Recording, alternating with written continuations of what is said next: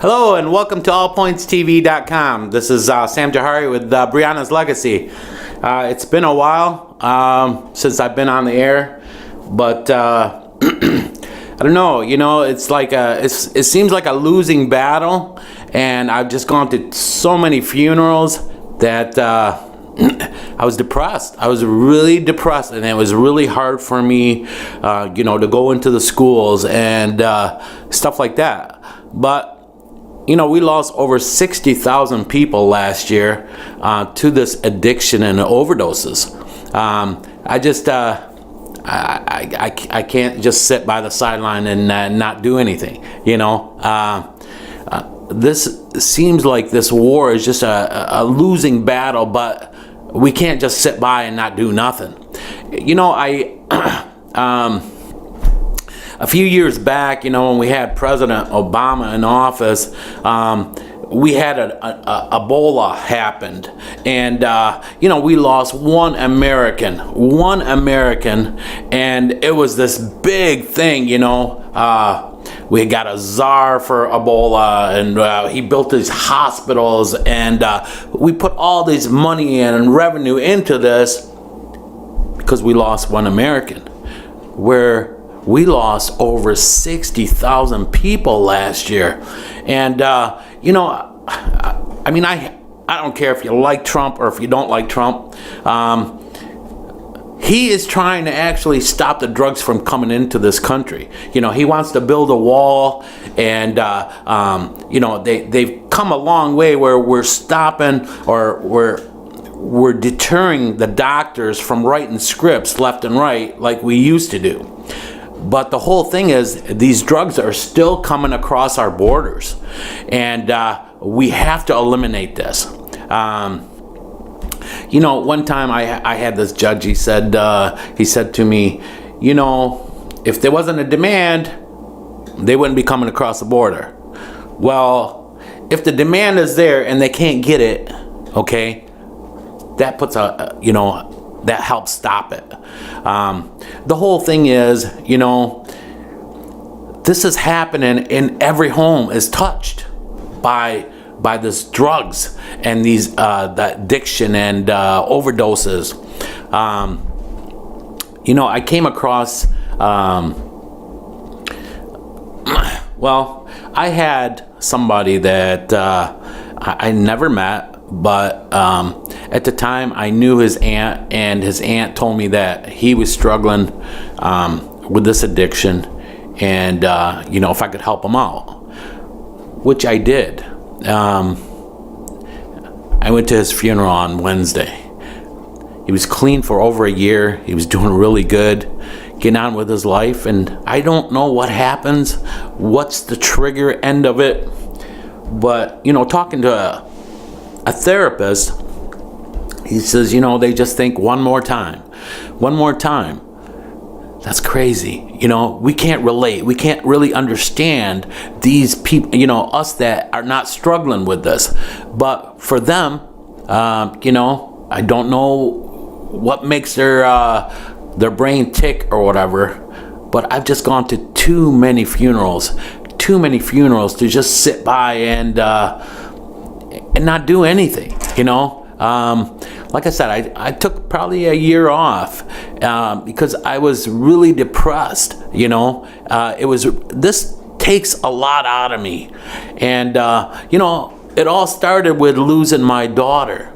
And 2 days later, one of her friends died, which when Briona she was still in the house. After she died, they hadn't even took her out of the house. Her phone is ringing. And I pick up the phone, and it was this girl, Erica. And she says, Mr. Jahari, please tell me it's not true. And I said, Erica, this is what these drugs do. It's a dead-end road, Please, don't do this shit anymore, And she said, okay, Mr. Jahari. But telling her dad, one more time, Dad, one more time. The drug dealer, he came into her home, she tells her dad, this is a friend of hers, they're gonna watch a movie upstairs where the drug dealer comes in. She takes her, helps her with doing the hit or whatever, puts the needle in her arms. He sat there and watched her die, cleaned up his stuff, and walked out the door. What we need to do as a people, these are murderers, and we need to go after them as such. They're not just peddlers, but they're murderers. And this is going on every 13 minutes. Somebody is going through an overdose. They don't always die, but that's what happens. And these drug addicts, they think that that's normal to go through an overdose and go to the hospital or whatever, or get shot up with that Narcan, and they come back and then they're pissed off, like, what the hell are you doing in my house, or what are you doing? 5 minutes later, they're going to find that hit again. It's crazy. It's crazy. And, I can't understand it, and I'm sure a lot of you can't understand it. I heard the story of this friend of mine. She lives in another state. She had been through a heroin addiction. She recovered from that. She's still recovering, but she told me a story about somebody that OD'd on heroin, and the dealer that sold the stuff to the person that died showed up for the funeral. Yeah. Showed up, and I said, well, that's kind of. I said that's disgusting. She goes, well, nobody's twisting anybody's arm. These guys aren't twisting your arm into doing it. But her attitude towards it kind of surprised me. This guy shows up and want to deliver the goods to kill the person. He showed up. That pathology behind that's like that. They have to be psychopaths to do that. They are. In my opinion, yeah. They are. And the whole thing is, a lot of times when somebody dies, these addicts, they think, oh, he's got the good shit, That's how they think, which is crazy. I came across something. What happens is a lot of parents are losing their kids, and a lot of times what happens is, we don't want their death to go in vain. We want to do something about it. And it's funny because it's not really funny, but what happens as you start talking about it, other people start to talk about it, and it's happening everywhere. And what happens is a lot of times, we want to help somebody else's kids, so we'll start talking about it, and there's coalitions made almost in every county. You'll see this this community parent group, popping up and stuff. And I know when we started Community Parent, it was about saving one person. And sometimes you think it's a losing battle where, you're not really helping. But, I've gotten many things that I got on Facebook, or I've sent, people sent me these texts, messages, where you saved my life. And it's like, wow, it's like someone putting ice down your back, Maybe I am reaching some of these kids, We came across something from this group out of Waterford. It's called Ryan's Hope. And I wanted to share the story with you. I'm not sure what town this girl lived in, but she was 23 years old. And sure enough, she had the same problem. Can we cue that up? Then after... A Snyder County obituary is going viral because of its honesty about heroin addiction. Delaney Farrell's family included a poem she wrote in the obituary, hoping to prevent others from overdosing. Newswatch 16's Nikki Crives is live in the Central Pennsylvania newsroom with more on this. Nikki. John, Delaney Farrell was just 23 when she died from a heroin overdose Saturday morning in Williamsport. She was one of more than 50 people who overdosed in Lycoming County last week. Her parents hope Delaney's own words can help other people battling addiction. It's this is why she died, and it was a long and hard battle. The recent increase in heroin overdoses in Lycoming County sent more than 50 people to the hospital and claimed the lives of 3. One of those people was Delaney Farrell of Selinsgrove. She told me the night before she died that she knew all those kids overdosed. She called me and said, "Did you see it on the news?" 23-year-old Delaney was introduced to heroin about 5 years ago at a party. Her parents Brian and Bridget say she did not know what it was. They don't say, "Hey, here's heroin. Do you want to," they're here, try sniffing some of this stuff. They sniff it a few times, and second or third time they do it, they want more. The Farrell family lives in Selinsgrove. Delaney was staying at a halfway house in Williamsport. Her parents say she was doing better, but she died inside a bathroom at the Red Roof Inn Saturday near Williamsport. Bridget had to write her daughter's obituary. She decided to include a poem Delaney wrote about her struggles with addiction. I remember overdosing on my bedroom floor. I remember my sister's cry and my dad having to break down the door. That's what she was going through, and that's what was going through her mind, and that was her life at the time. The family says the public's response to the obituary has been overwhelming. Most people are supportive, but some are judgmental. The family is happy they did it. If it could help even just one person, then it'll be worth it. What do you think she would have said? She definitely would have wanted me to do it. Brian and Bridget tell Newswatch 16 it already is helping people. This is one of hundreds of messages they've gotten. I'm heeding the message and checking myself into the hospital today. Thanks, Christy from Chicago. The Farrell family says while Delaney lost her battle with heroin in the end, their hope is her words will help save others fighting addiction. We've included a link to the obituary on our website, WNEP.com. Nikki Kreis, Newswatch 16 live in the Central Pennsylvania newsroom. They certainly are sending a powerful message, Nikki. All right, thank you. They had 50 overdoses in that county in 1 week, and 3 died. Isn't that crazy? That's happening in every county, all over the U.S.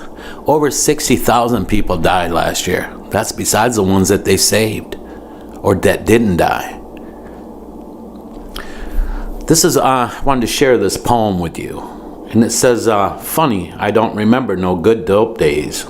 I remember walking for miles in a dope fiend haze. I remember sleeping in houses that had no electric. I remember being called a junkie, but I couldn't accept it. I remember hanging out in the bandos that were empty and dark. I remember shooting up in the bathroom and falling out at the park. I remember nodding out in front of my sister's kid. I remember not remembering half the things that I did. I remember the dope man's time frame, just 10 more minutes. I remember those days being so sick that I wanted to end it. I remember the birthdays and holiday celebrations, all the things I missed during my incarceration. I remembered overdosing on my bedroom floor. I remember my sister's cry and my dad having to break down the door. I remember the look on his face when I opened my eyes, thinking today was a day that his baby had died. I remember blaming myself when my mom decided to leave.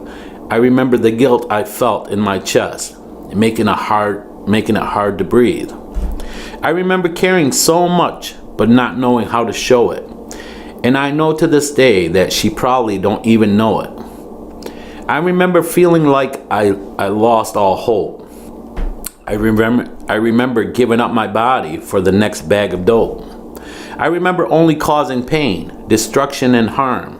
I remember the track marks, the needles left on my arm. I remember watching the slow breakup of my home.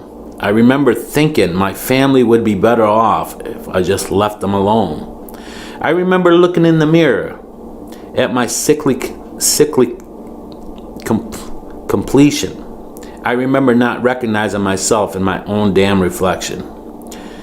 I remember constantly obsessing over my next score, but what I remember most is getting down on my knees and asking God to save me because I don't want to do this no more.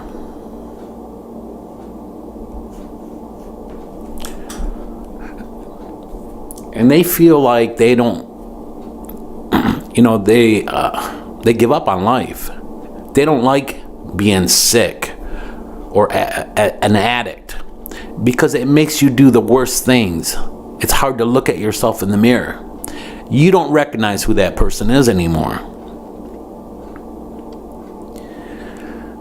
That's really hard. And a lot of things, what happens is, us as a society, we look at these people like they have it coming to them. They're just a piece of shit when we look at them or when we hear about their death or whatever. These are good kids, good people that just, got turned on to the wrong thing or went to the doctor for getting their tooth pulled and was given opiates of some sort and it sent them down the wrong lane or the wrong path. Because that's how a lot of people get addicted, I tell people, 10% of us, 10%, we have this addiction gene or whatever you want to call it. Whether it's alcohol or pills or, the opiates or any kind of drug it is. What happens is sometimes, you're going through some pain yourself and you just you don't want to feel, That's why, we turn to alcohol or, how many of you are, I can't wait to get off work, I'm going to go have a beer or whatever, And sometimes that's all it is, That's the start of this path of addiction. I came across something else with Governor Christie that was a couple years ago, and he talks a little bit more about the stigma that I really want to share with you. Next time you hear, of somebody dying of an overdose or you see somebody, I don't care, that's homeless or whatever, just think twice about it, all right? We have to break the stigma. We have to come together as a people, okay? And look out for our fellow man. Look out for our neighbors. This is happening in every home. I don't care how much money you make or where you live. It's happening in your neighborhood. It's happening in your home. You can be quiet all you want and saying it's not going to happen here or it's not happening. And you can live that lie. But it's happening. I know it is. I hear you. I talk to many of you. Okay? Can you cue that up? My mother was a smoker. She smoked her whole life. She was addicted to nicotine. She started when she was 16 years old, which was 1948. But by the time 1964 came, the Surgeon General's report came out, and she was in her mid-30s, she knew that smoking was bad for you. And I tell you, I watched her as a kid growing up. She tried everything she could to quit. She had the gum, the patches, hypnosis. She tried everything. She couldn't quit. Now, when she turned 71, a little after that, she was diagnosed with lung cancer. No one came to me and said, don't treat her because she got what she deserved. We know the lung cancer was caused by the smoking. We know it was. But no one came to me and said, hey, listen, your mother was dumb. She started smoking when she was 16. Then after we told her it was bad for her, she kept doing it. So we're not going to give her chemotherapy. We're not going to give her radiation. We're not going to give her any of that stuff. You know why? Because she's getting what she deserves. No one said that. No one said that about someone who had cancer. Yet somehow, if it's heroin or cocaine or alcohol, we say, well, they decided they're getting what they deserved. I'm pro-life. And I think that if you're pro-life, that means you got to be pro-life for the whole life, not just for the 9 months they're in the womb. Right? It's easy. It's easy to be pro-life. For the 9 months they're in the womb, they haven't done anything to disappoint us yet. Right? They're perfect in there. But when they get out, that's when it gets tough. The 16-year-old teenage girl on the floor of the county lockup, addicted to heroin, I'm pro-life for her too. her life is just as much a precious gift from God as the one in the womb. And we need to start thinking that way as a party and as a people, and the president needs to say those things. I'll give you a second example. I'm a recovering lawyer.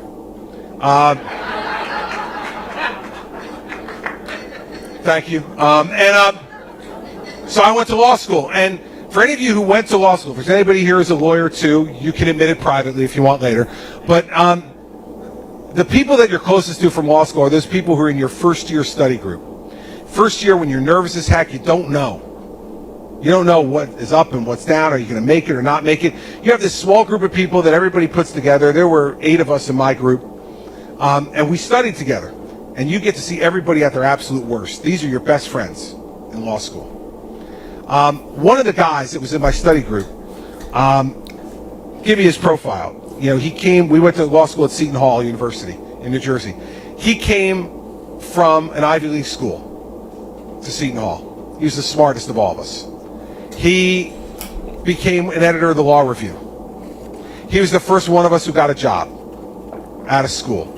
Got at a big, prominent law firm in our state. He's making more money than any of the rest of us. He married an incredibly beautiful woman who's a doctor.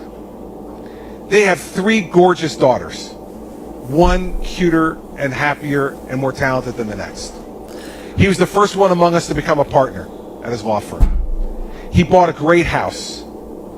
He had a great car, and worse yet, he was really good looking and in perfect shape. The guy used to run 10, 12 miles a week, every week.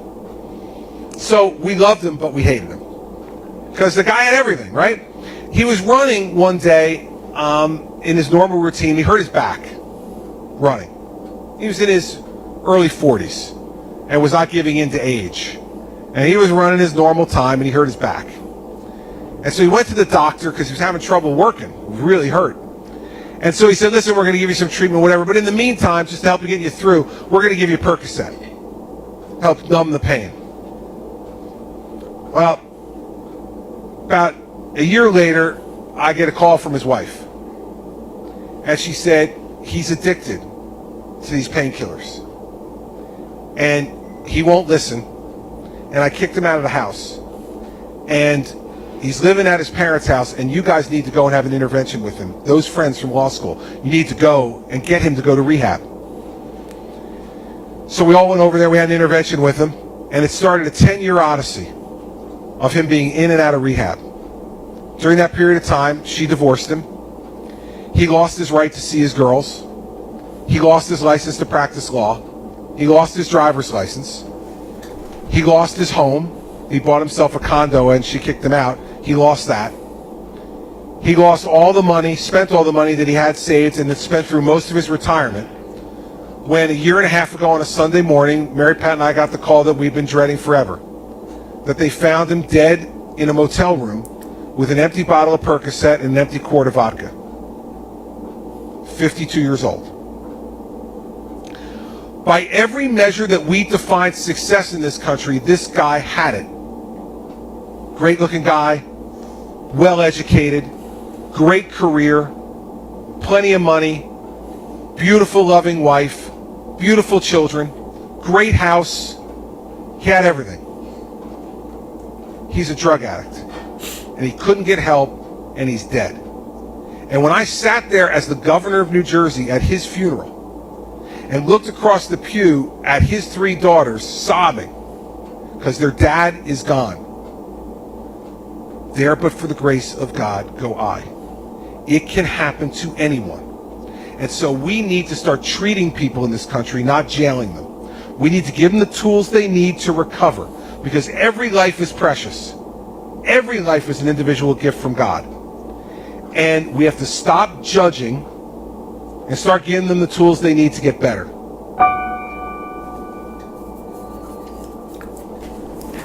That's what I was talking about. It doesn't matter where you live or how much money you got or how successful you are. This can happen to you.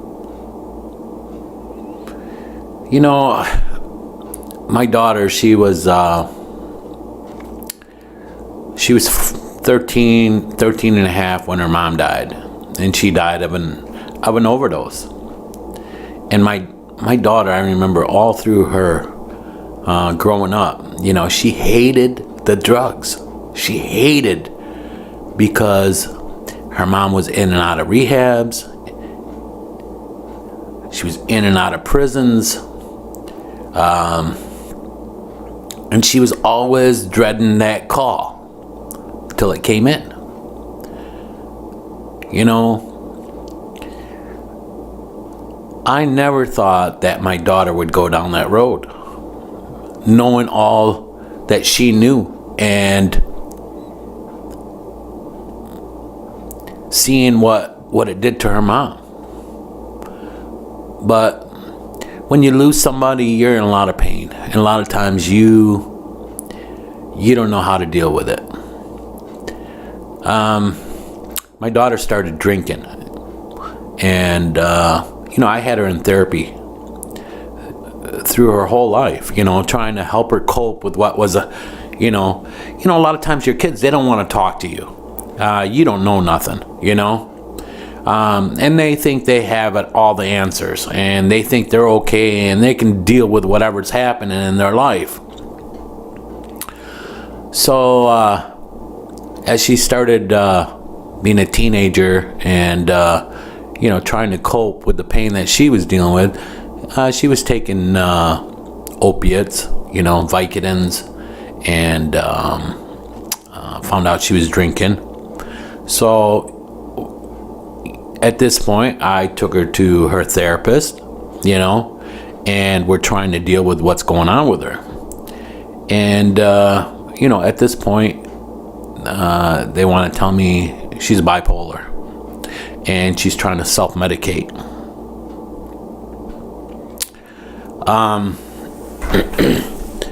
Well, that's where we started with the actual pills. You know, my daughter, all the way through her life, you know, she's ADD, she's ADHD, now she's bipolar. As a parent, you know, you want the best for your children. And sometimes maybe you don't have the answers. So I thought, man, you know, these people are educated, maybe they know more than I do. So when the bipolar thing came out, you know, I decided that we're going to start medicating her. Well, through her medication, you know, the same thing. It's like one thing after another, and another pill and another pill, you know. I remember this one day, she didn't take her medication. So I thought, you know, I took her to emergency.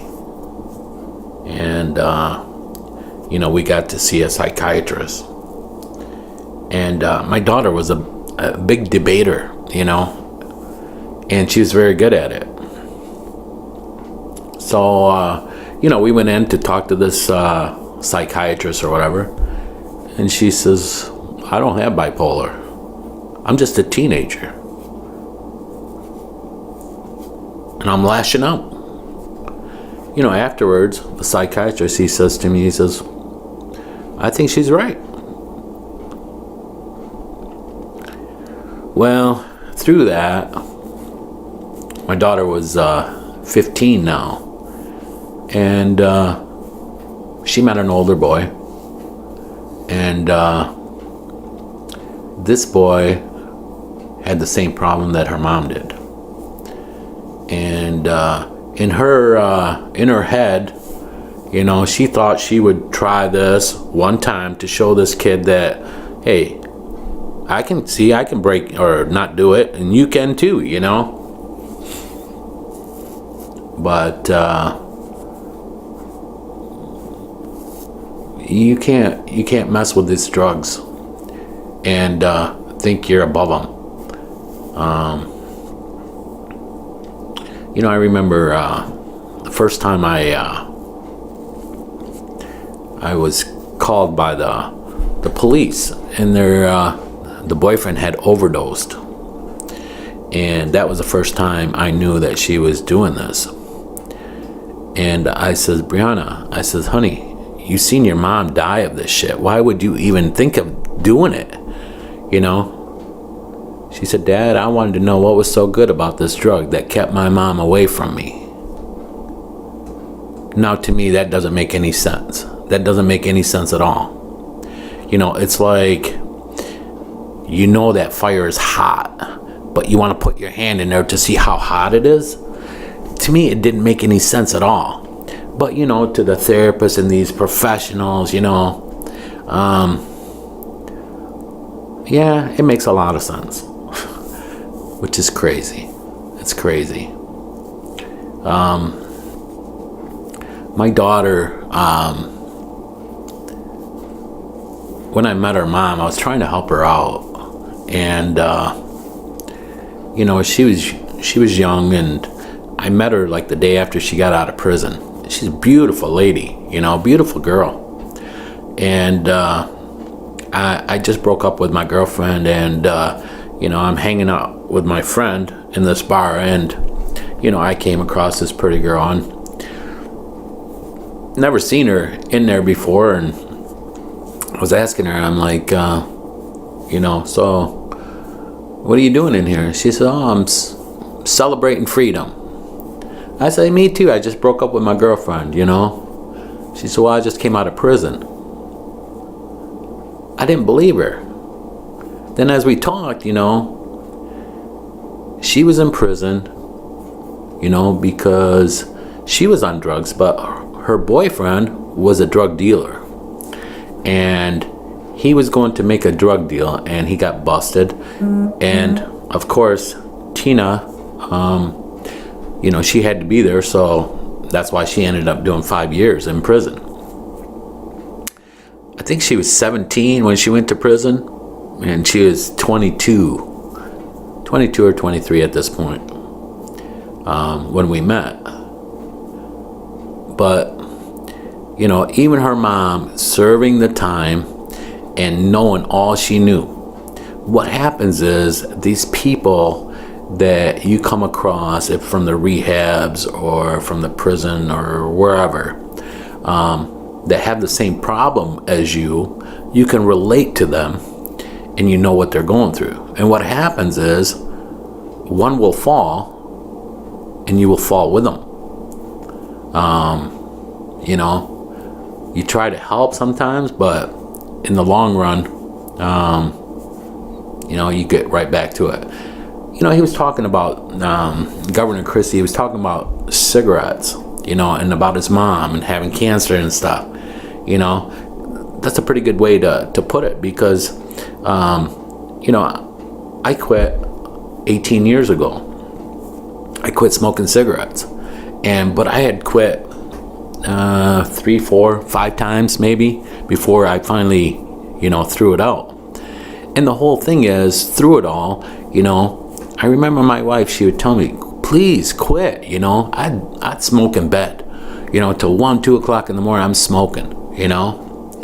And the whole thing is, my wife, through her pregnancies and everything else, you didn't really know what that secondhand smoke was doing at the time. You know, we've gotten pretty much educated now where it affects everybody around you. So does this. You know, even if you're not the addict, you know, the sister, the brother, the mother, the father, everybody's affected. The neighborhood, everybody's affected by it, you know. I quit smoking over 18 years ago, but every now and then, you know, I smell it, and it smells good to me.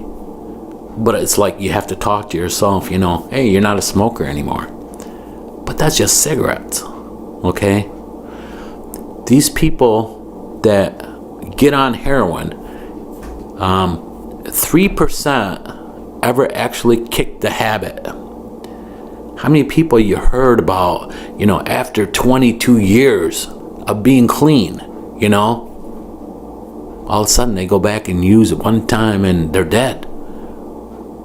It's crazy, you know, the triggers that cause that. That's how powerful this drug is.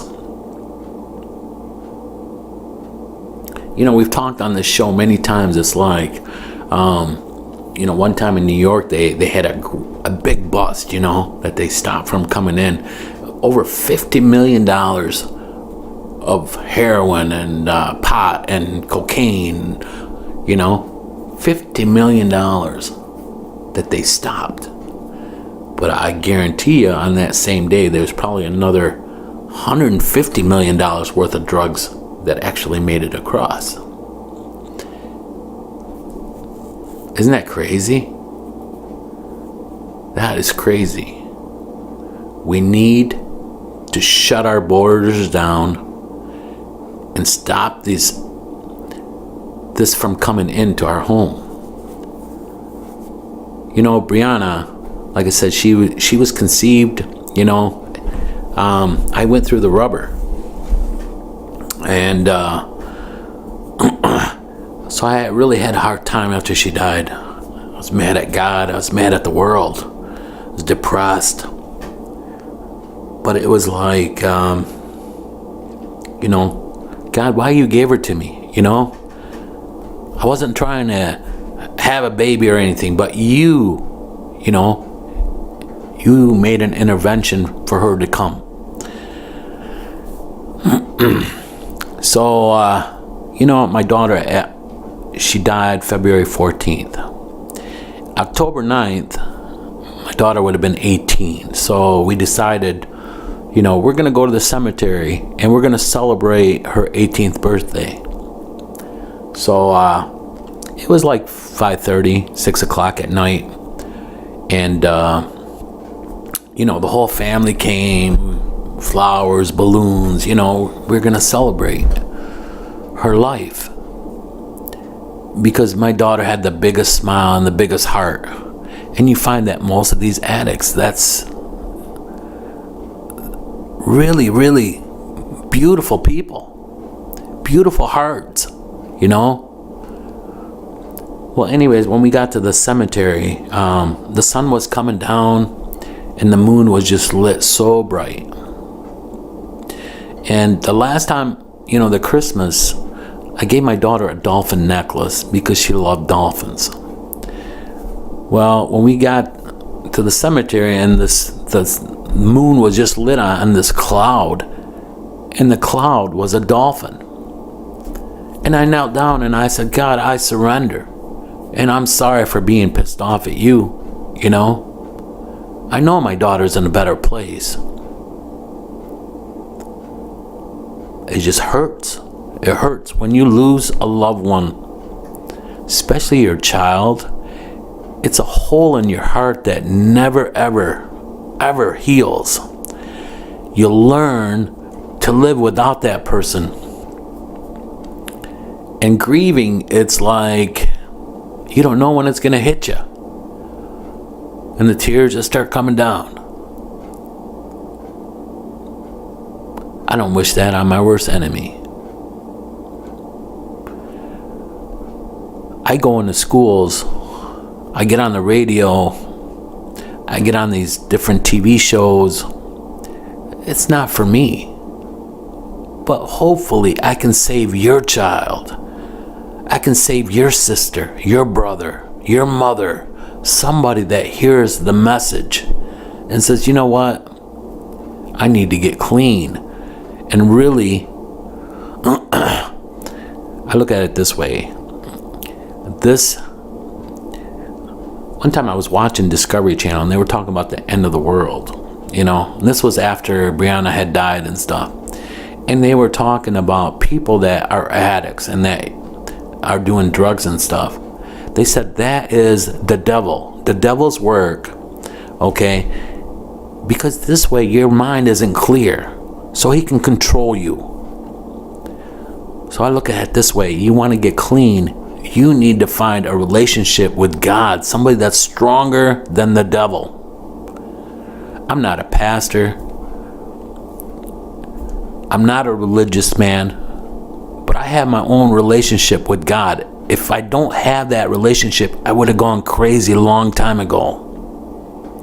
Because that's the only thing that can help us through the hardest times. He told us when it gets too heavy for you to bear, put it in my hands. I'll help you through it. You have to have that faith. You have to believe. And that's the only way you're going to beat the devil. Again, I'm not a religious man. I'm not trying to, preach. When they say preach to the choir or whatever. I just know that's what, if I wouldn't have done that, if I didn't have the faith, I wouldn't have been able to get through it. And if you're struggling and you can hear my voice, please reach out. Get help. If you hear me and you have somebody in your family that's struggling. My dad used to tell me something. He said, listen, if you see somebody drowning and you can help save them, you jump in. But soon as you see, because when somebody's drowning, what do?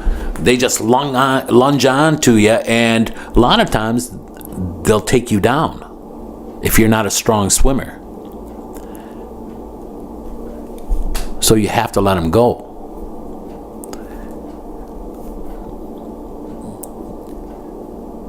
There was many times, I let go. But I never gave up on my child.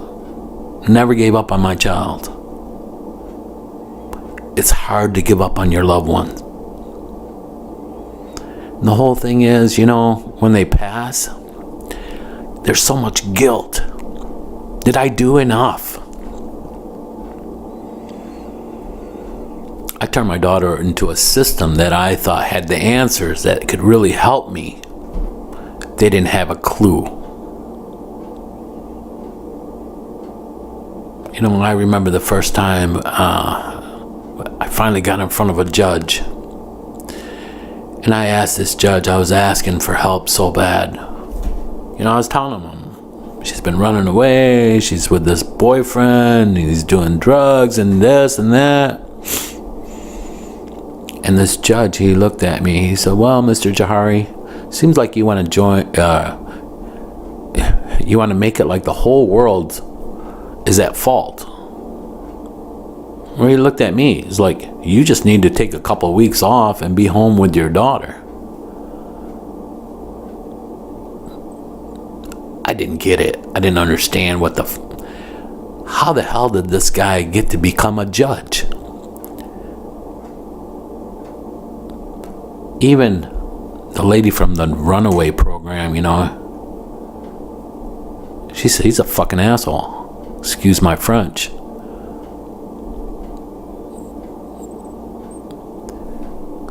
That's how I felt too.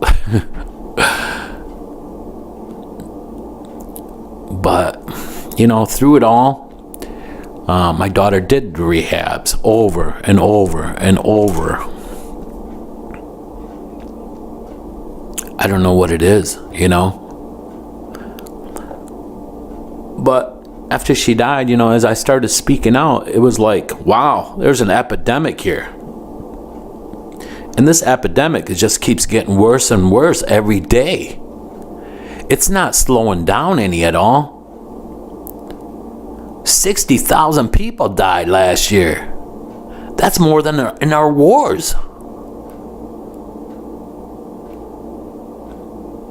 I don't know what the actual answers are.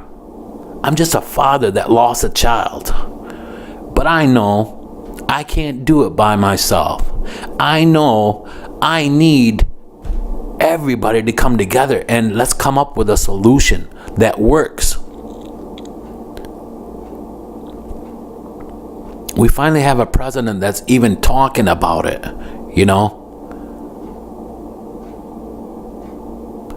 We have governors that are talking about it. Senators, because this is happening everywhere. Everywhere. Why did we have to lose so many people for all these people to wake up? How do we get rid of the stigma behind it? I don't know. I don't have the answers. But I know I'm looking for a solution. I'm looking for help for everybody that hears my message.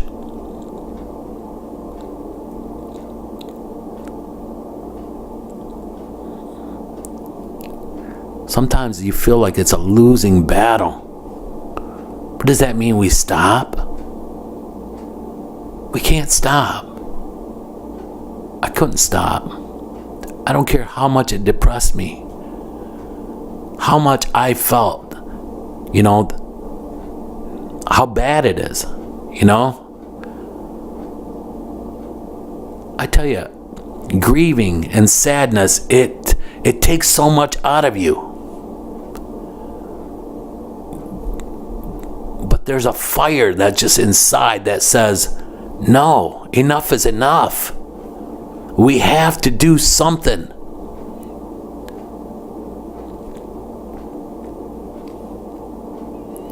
I'm going to go back to every school I can to give them the message, to touch these kids so they know what to look out for. I want to go to every church so young and old can hear the message. I'm going to get on every radio show, anybody that I can send this message. Enough is enough. We need to do the right thing. It seems like there's no more love in this world. Everybody's in such a hurry to go nowhere.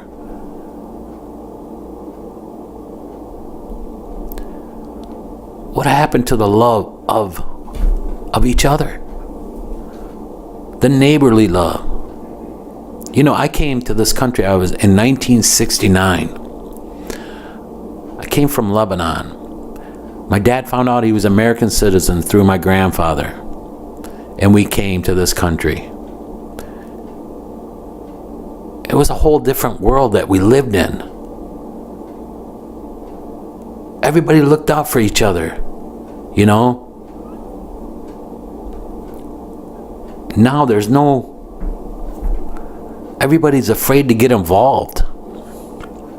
Everybody's too happy.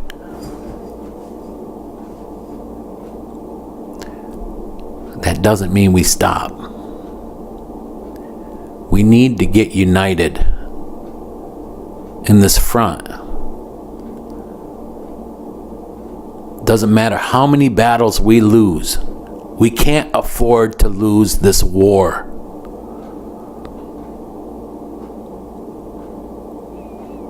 All the things that they've been doing in the past, it's not good.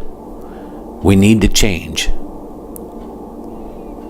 We're making a lot of things happen through doctors. They don't write prescriptions like they used to. Everything's on a computer system now. Because drug addicts, they're very smart. They're so smart. They'll go to 10 different doctors. They'll get a script here, get a script there, get a script there. Now what they do is it's on the computer. The whole thing is, you used to get your tooth pulled. They give you a prescription for a whole month. You're only in pain for a few days. But because there's money involved, they don't make any money for just giving you, pills for 3 days. So they give it to you for a month, 2 months. Excuse me, that's changed. Doctors don't do that anymore. And a lot of doctors have gone to jail because they don't really care about you. They're so money hungry. I don't know what happened to that oath that they took. What's crazy is a lot of times the doctors would get you hooked. Then when you're hooked, they turn their backs on you because they don't know how to deal with you. And that's where a lot of times these kids or these addicts, they turn to the streets and they find the heroin. Isn't that crazy? Well, Oxycontin is given to cancer patients. Oxycontin on the street goes for $80 a pill. You can get a hit of heroin for $10. You see how it gets started? Vicodins. They go for about $10. That's how it gets started. A lot of times you're given Vicodin for, you got in an accident, or you're playing sports. You get hurt. And that's how it gets started a lot of times. Or they go to a party, and they sniff, or they start drinking, or whatever it is. If 100 go to a party and they do all the same thing, 10 people will become addicts. 10%.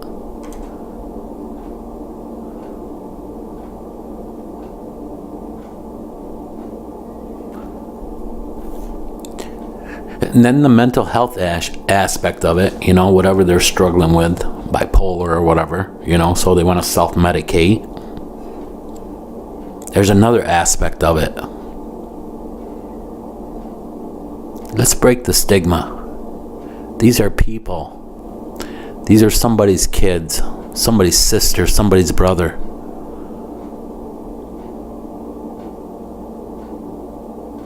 Let's break the stigma and come together and do the right thing. Do the neighborly thing, the loving thing.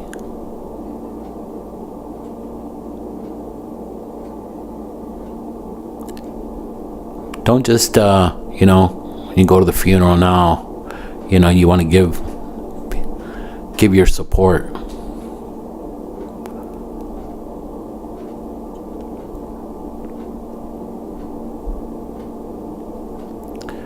Last week, on my road, somebody overdosed. They brought him back. He lived.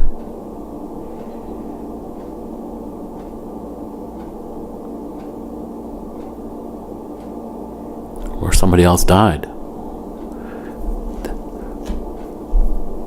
That news reporter that we heard earlier, 50 people. It's every 13 minutes. Somebody is getting rushed to the hospital of an overdose.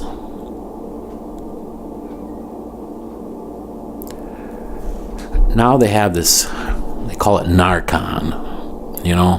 It's like an EpiPen that's given for diabetics, I believe. But this, what it does is that it counters the overdose. I heard the sheriff, he's like, I'm not going to carry it anymore. It's too expensive. After you save somebody's life, all they do is yell at you. 10 minutes later, they're going to get another hit. That's the addict's brain. I just read this girl's poem to you. They don't think they're worthy of living. They know all the pains that they cause their families. They look in the mirror and they don't like what they see. We can't give up on them, though.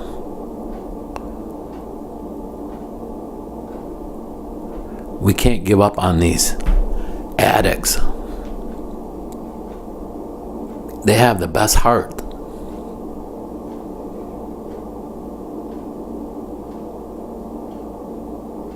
Too many people are dying. We can't sit on our hands and say, well, what can we do? We need to find something to do. We need to come up with solutions that actually work.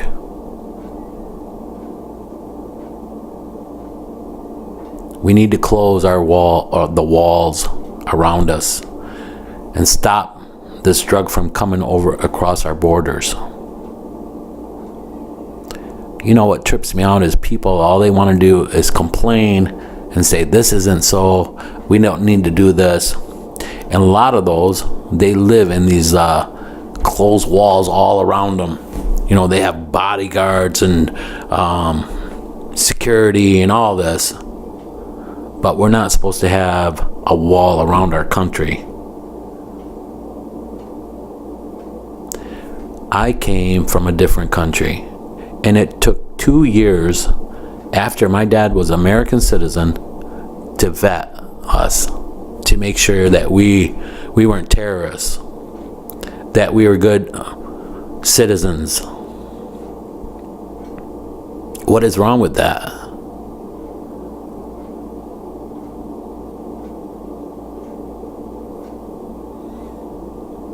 Like I said, I don't have all the solutions, and I don't have all the answers.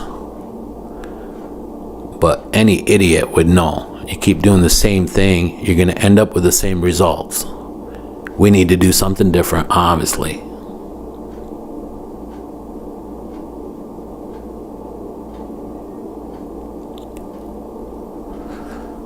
You know, I took on this fight because I didn't want my daughter to die in vain. She loved life. She loved people.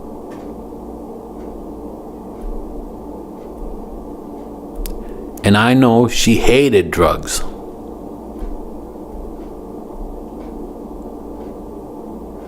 So I've carried the torch.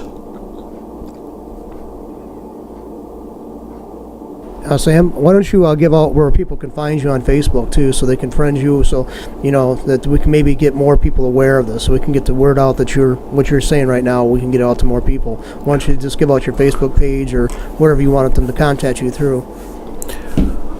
You can find me on Sam Jahari on Facebook. I'd really like to get a different Facebook where it would just be more private, and that would just be for that. But if you're struggling, you can find me on Facebook, Bassam Jahari, on Facebook. All right, whatever I can do to help, I'll be glad to. And like I said, I'm gonna start going back into schools, and we're not gonna stop this fight. We got a long ways to go, and hopefully we're gonna get back on the radio on a regular weekly show, or a monthly show or something.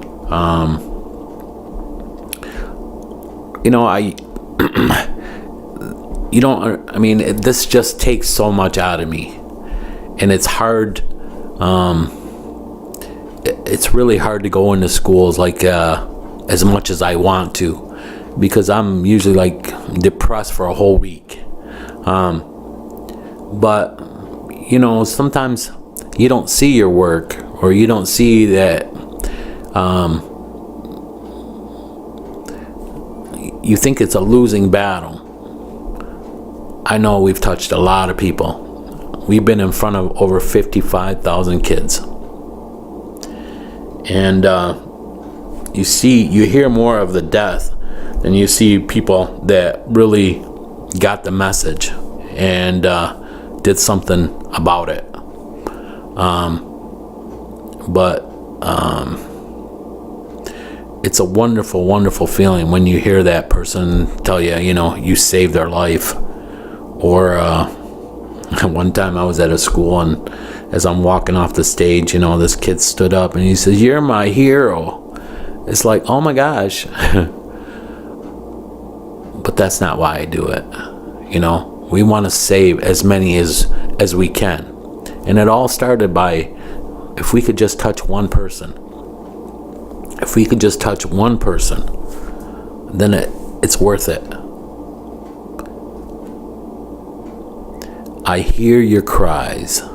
I hear your loved ones that your kids or your loved ones are struggling with this addiction. I hear you. But let's do something about it. Let's come together. Let's come together and really go all out. I don't have all the answers, but together maybe we can get the answers, and we can really, really do something miraculous.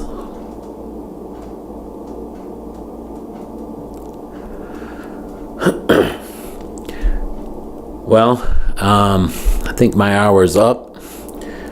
Again, my name is Sam Jahari. This is allpointstv.com, and this is Briona's legacy. I'm a big believer that one hand doesn't clap by itself. That's where I need you to come aboard and help me. God bless. Catch you next time.